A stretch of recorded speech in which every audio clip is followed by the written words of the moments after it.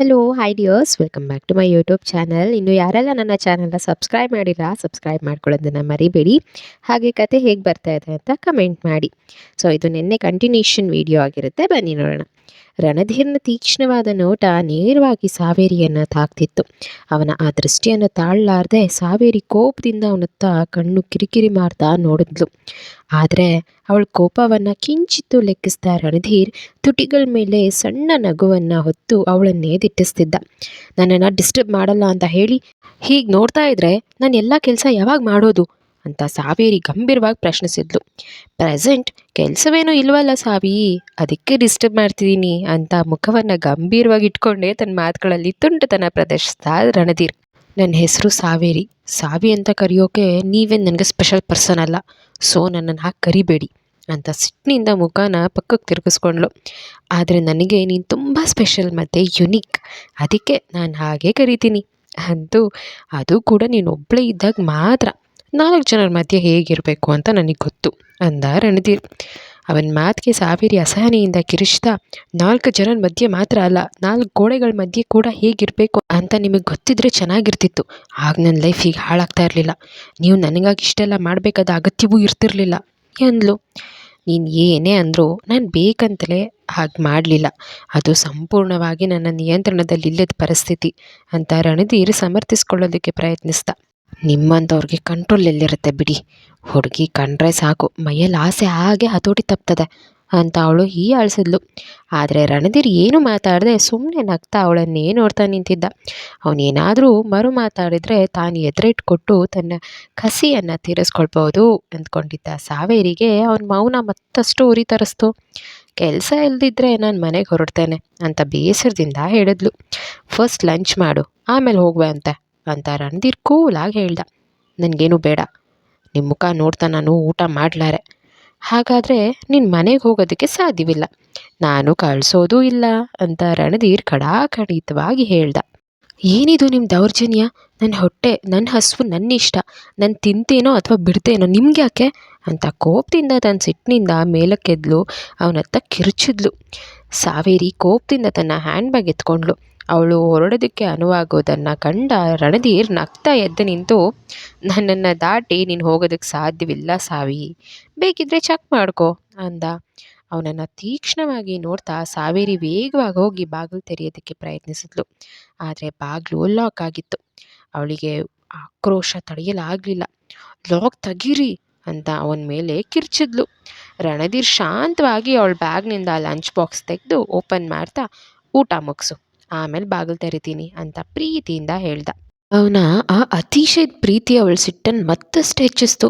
ಅವನ ಕೈಯಲ್ಲಿದ್ದ ಬಾಕ್ಸನ್ನು ಗಾಳಿಯಲ್ಲಿ ತೂರ್ಬಿಟ್ಟ Saveri, just go to hell ಅಂತ ಕೂಗ್ತಾ ಅಳ್ತಾ ಹೋಗಿ ತನ್ನ ಸೀಟ್ನಲ್ಲಿ ಕುತ್ಕೊಂಡ್ಳು. ತನ್ನ ಡ್ರೆಸ್ ಮೇಲೆ ಬಿದ್ದಿದ್ದ ಸಾರನ್ನು ಟಿಶ್ಯೂನಿಂದ ಒರೆಸ್ಕೊಳ್ತಾ ರಣಧೀರ್ ಕೆಫೆಟೇರಿಯಾಗೆ ಕಾಲ್ ಮಾಡಿದ. ಸ್ವಲ್ಪ ಸ್ನ್ಯಾಕ್ಸ್ ಕಳ್ಸೋದಕ್ಕೆ ಹೇಳಿ ಸಾವೇರಿ ಎದುರಿಗಿದ್ದ ಚೇರ್ನಲ್ಲಿ ಬಂದು ಕೂತ. ಅವನ ಮುಖ ನೋಡೋದೆ ಅಸಹ್ಯವೆನಿಸಿದ ಸಾವೇರಿ ಆ ರೂಮ್ನಲ್ಲಿ ಇರಲಾರ್ದೆ ರಣಧೀರ್ನ ಪರ್ಸ್ನಲ್ ರೂಮ್ ಒಳಗಡೆ ಹೋಗಿ ಕೂತ್ಕೊಂಡ್ಳು. ಅವಳು ತೋರಿಸೋ ಅಸಹ್ಯವನ್ನು ಕೂಡ ಇಷ್ಟಪಟ್ಟು ಸಹಿಸಿಕೊಳ್ಳುವ ರಣಧೀರ್ ಕೆಫೆಟೇರಿಯಾದಿಂದ ಬಂದ ಆಹಾರವನ್ನು ತೆಗೆದುಕೊಂಡು ಹೋಗಿ ಅವಳಿದ್ದ ರೂಮ್ನಲ್ಲಿಟ್ಟು ಸುಮ್ಮನೆ ಹೊರಬಂದನು. ತನ್ನ ಮುಂಬರುವ ಆಹಾರವನ್ನು ತಿನ್ನಬೇಕೋ ಬೇಡವೋ ಅಂತ ಸಾವೇರಿ ಬಹಳ ಹೊತ್ತು ಯೋಚಿಸಿದ್ಲು. ಕೊನೆಗೆ ಹಸಿವು ಮತ್ತು ಹಠದ ನಡುವಿನ ಹೋರಾಟದಲ್ಲಿ ಮನಸ್ಸಿಲ್ಲದ ಮನಸ್ಸಿನಿಂದ ಕಷ್ಟಪಟ್ಟು ಊಟ ಮುಗಿಸಿ ರೂಮ್ನಿಂದ ಹೊರಬಂದ್ಲು. ಸಾವೇರಿ ರೂಮ್ನಿಂದ ಹೊರಬರ್ತಿದ್ದಂತೆ ಅವಳಿಗಾಗಿಯೇ ಕಾಯ್ತಿದ್ದವನಂತೆ ರಣಧೀರ್, ಊಟ ಮಾಡಿದ್ಯಾ ಅಂತ ಮೃದುವಾಗಿ ಕೇಳ್ದ. ಈಗ ಬಾಗಿಲು ತೆಗೀರಿ, ನಾನು ಹೋಗಬೇಕು ಅಂತ ಸಾವೇರಿ ತೀಕ್ಷ್ಣವಾಗಿ ಉತ್ತರಿಸಿದ್ಲು. ಕೇವಲ 2 ನಿಮಿಷ ಕಾಯಿ ಅಂತ ಹೇಳಿ ರಣಧೀರ್ ತನ್ನ ಪರ್ಸ್ನಲ್ ರೂಮ್ಗೆ ಹೋದ. ಸ್ವಲ್ಪ ಸಮಯದ ನಂತರ ಶರ್ಟ್ ಬದಲಾಯಿಸ್ಕೊಂಡು ಹೊರಬಂದ. ಯಾವಾಗಲೂ ಫಾರ್ಮರ್ ಶರ್ಟ್ನಲ್ಲಿ ಇರ್ತಿದ್ದ ಅವನು ಈಗ ಕ್ಯಾಶುವಲ್ ವೇರ್ನಲ್ಲಿ ಬರ್ತಿರೋದನ್ನು ಕಂಡ ಸಾವೇರಿ ಕಿರಿಕಿರಿಯಿಂದ ಮುಖಾನ ಪಕ್ಕಕ್ಕೆ ತಿರುಗಿಸ್ಕೊಂಡ್ಳು. ಅವನು ಮೌನವಾಗಿ ಬಾಗಿಲು ತೆರೆದ.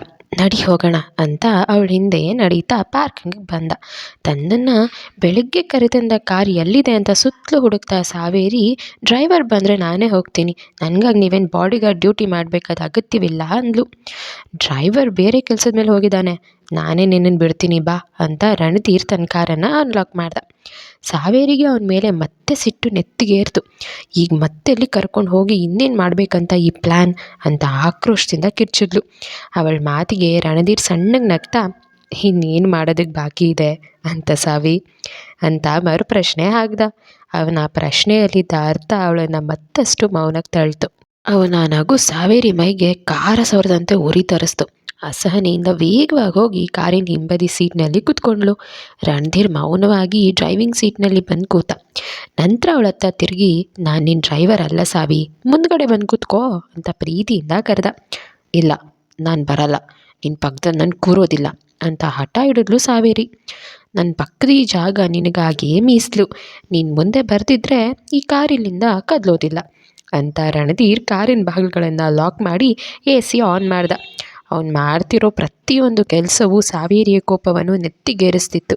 ಅವನನ್ನು ಕೊಂದು ಬಿಡಬೇಕನ್ನೋ ಅಷ್ಟು ಆಕ್ರೋಶ ಉಕ್ಕಿ ಬರ್ತಿದ್ರೆ ಏನೂ ಮಾಡಲಾಗದೆ, ಬಾಗಿಲು ತೆರೀರಿ, ನಾನು ಮುಂದೆ ಬರ್ತೀನಿ ಅಂತ ಜೋರಾಗಿ ಕಿರ್ಚಿದ್ಲು. ನಾನು ಓಪನ್ ಮಾಡಲ್ಲ, ಹೇಗಾದರೂ ಮಾಡಿ ನೀನೇ ಹಿಂದಿಂದ ಮುಂದೆ ಬಂದುಬಿಡು ಅಂತ ರಣಧೀರ್ ಅವಳತ್ತ ನೋಡಿ ತಮಾಷೆಯಾಗಿ ಹೇಳ್ದ. ಸಾವೇರಿ ಬೇರೆ ದಾರಿ ಇಲ್ಲದೆ ಕಷ್ಟಪಟ್ಟು ಹಿಂದಿಂದ ಮುಂದಿನ ಸೀಟಿಗೆ ಬಂದು ಕೂತ್ಲು. ನನ್ನನ್ನು ಎದುರಿಗಿಟ್ಕೊಂಡು ಕಾಟ ಕೊಡಬೇಕಂದೆ ಇದೆಲ್ಲ ಮಾಡ್ತಿದ್ಯಾ ಅಲ್ವಾ ಅಂತ ವಿಪರೀತ ಅಸಹನೆಯಿಂದ ಕೇಳಿದ್ಲು. ಅದಕ್ಕಲ್ಲ ಸಾವಿ, ನನ್ನ ಪ್ರೀತಿಯನ್ನು ನೀನು ಅರ್ಥ ಮಾಡ್ಕೊಳ್ಳಿ ಅಂತ ರಣಧೀರ್ ಕಾರ್ ಸ್ಟಾರ್ಟ್ ಮಾಡ್ದ.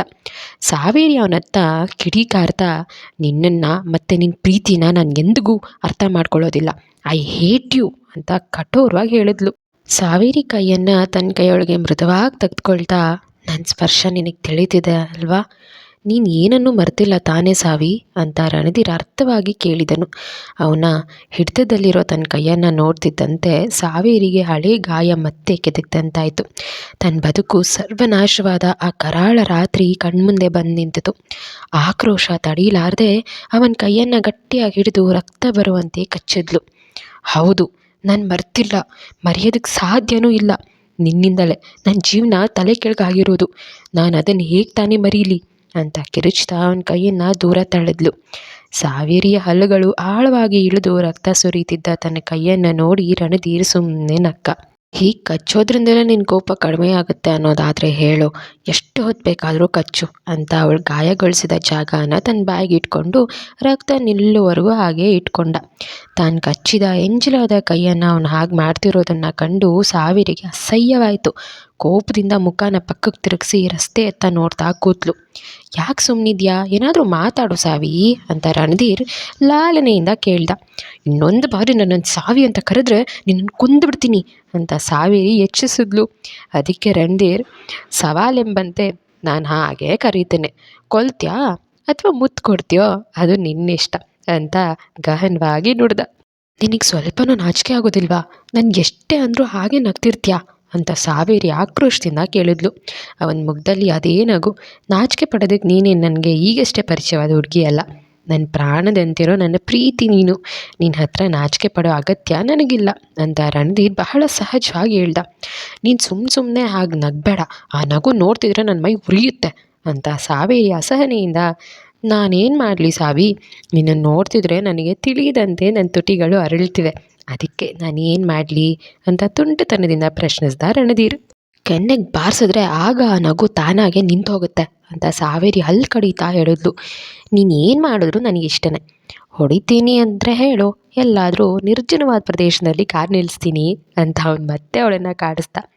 ಮರ್ಯಾದೆಯಿಂದ ನನ್ನನ್ನು ನಮ್ಮ ಮನೆ ಹತ್ರ ಬಿಟ್ಬಿಡು, ಈ ತರಹದ ಹುಚ್ಚಾಟಗಳನ್ನ ಮುಂದುವರಿಸಿದ್ರೆ ನಿಜವಾಗಿ ನಿನ್ನನ್ನು ಕೊಂದುಬಿಡ್ತೀನಿ ಅಂತ ಸಾವೇರಿ ಎಚ್ಚರಿಸಿದ್ಲು. ಅದಕ್ಕೆ ರಣಧೀರ್ ನಗ್ತಾ, ನಮ್ಮನೆಗೆ ಈಗಲೇ ಕರ್ಕೊಂಡು ಹೋಗ್ತಿಲ್ಲ ಬಿಡು, ಅದಕ್ಕಿನ್ನೂ ಟೈಮ್ ಇದೆ, ಸದ್ಯಕ್ಕೆ ನಿನ್ನನ್ನು ನಿಮ್ಮ ಅಜ್ಜಿ ಹತ್ರನೇ ಬಿಡ್ತೀನಿ ಅಂತ ಅವನ ಮಾತಿನಲ್ಲಿದ್ದ ಅವಳನ್ನು ಗಮನಿಸಿದ ಸಾವೇರಿ ದಂಗಾದ್ಲು. ನನ್ನ ಬಗ್ಗೆ ಎಲ್ಲನೂ ತಿಳ್ಕೊಂಡು ನನ್ನ ಸುತ್ತಲೂ ನಿನ್ನ ಜಾಲವನ್ನು ಹೆಣ್ದಿದ್ದೀಯಾ ಅಂತ ಕೇಳಿದ್ಲು. ತಪ್ಪಲಿಲ್ಲ, ನಿನ್ನ ನೋಡೋ ಮೊದಲು ಅಂದರೆ ಈ ದಿನದ ಮೊದಲು ಅಂತ ರಣಧೀರ್ ತನ್ನ ಮಾತನ್ನು ನಿಗೂಢವಾಗಿ ಅರ್ಧಕ್ಕೆ ನಿಲ್ಲಿಸ್ದ. ಆಫೀಸಿನ ನಂತರ ಅವಳನ್ನು ಕಾರ್ನಲ್ಲಿ ಕರೆದೊಯ್ತಿರುವಾಗ ಅವರಿಬ್ಬರ ನಡುವೆ ನಡೆದ ತೀಕ್ಷ್ಣವಾದ ಸಂಭಾಷಣೆ ಇದು. ಅವನು ಮತ್ತೆ ಆಫೀಸ್ನಲ್ಲಿ ನೋಡೋವರೆಗೂ ನಿನ್ನನ್ನು ಒಪ್ಸೋದು ಸುಲಭ ಅಂದ್ಕೊಂಡಿದ್ದೆ, ಆದರೆ ನೀನು ತುಂಬ ಕಠಿಣವಾಗಿದೆಯಾ, ಅದಕ್ಕೆ ನೀನು ನನ್ನಿಂದ ಎಲ್ಲಿಯೂ ಹೋಗದಂತೆ ಜಾಗ್ರತೆ ವಹಿಸ್ತಿದ್ದೀನಿ. ಸಾವೇರಿ, ನಾನೇ ನಿನ್ನ ಪಂಜರದ ಗಿಳಿಯಲ್ಲ, ನನ್ನನ್ನು ಹಿಡಿದು ಪಂಜರದಲ್ಲಿ ಇಡೋದಕ್ಕೆ ಸಾಧ್ಯವಿಲ್ಲ ಅವನು ಹೇಳ್ತಾನೆ. ಆ ಸಾವೇರಿ ಹೆಸರಿನ ಹಿಂದೆ ತನ್ನ ಹೆಸರು ಸೇರಿಸೋವರೆಗೂ ನಿನ್ನೆ ನಾನು ಬಿಡೋದಿಲ್ಲ. ಒಮ್ಮೆ ಅದು ಸೇರಿದ ಮೇಲೆ ನೀನೇ ನನ್ನನ್ನು ಬಿಡಲಾರೆ. ನಿನ್ನ ಹೆಸರು ನನ್ನ ಹೆಸರಿನೊಂದಿಗೆ ಎಂದೂ ಸೇರೋದಿಲ್ಲ. ರಣಧೀರ್, ನೀನೇ ನನ್ನ ಬೆರ್ತು ಹೋಗಿರುವಾಗ ಇನ್ನು ನಿನ್ನ ಹೆಸರು ನನ್ನ ಸೇರೋದಿಲ್ವೇ?